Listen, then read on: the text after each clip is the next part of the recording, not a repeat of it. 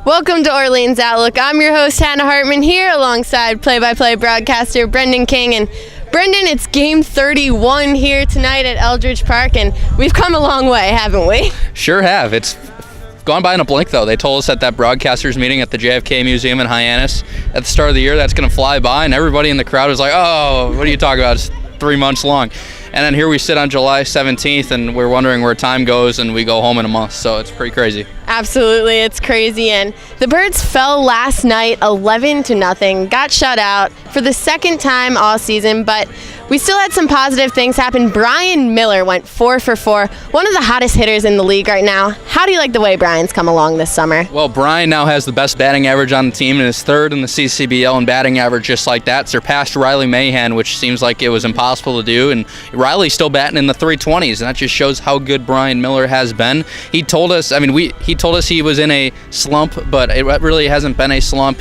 He's been hitting the ball hard all year, but there's that period of about a week and a half where it was just hitting it to every defender, and then now he's found a way to hit it in holes, hit it in gaps, and use his speed along with that hitting. Yesterday, his first hit was an infield single, and he's not hitting the ball over the fence or anything like that. He's hitting the ball in the gaps, and when he doesn't do that, he's hitting the ball in the infield, and he's forcing defenders to really hurry their throws in the infield. Let's say he hits a ball to third base, he can make it easily to first base, and the third baseman is like, oh, wow, okay, I have to deal with the fastest runner in the CCBL now, and then he airmails a throw over first base.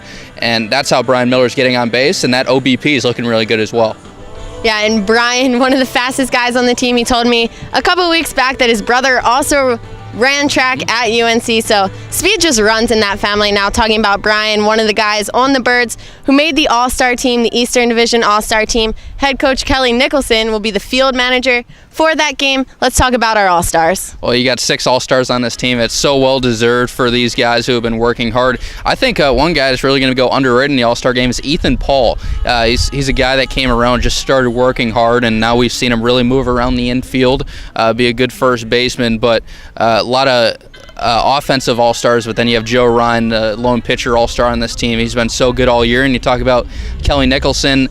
It's after that magical run last year with Kyle Lewis and company. He's well-deserved to be in that managerial spot, and he told me earlier he wanted John Schiffner to actually be the manager because it's at Veterans Field, and you never know when it's going to be at Veterans Field again, but Schiffner, the classy guy he is, he said, oh, no, it's all yours, Skip, and very well-deserved to have it for Kelly Nicholson.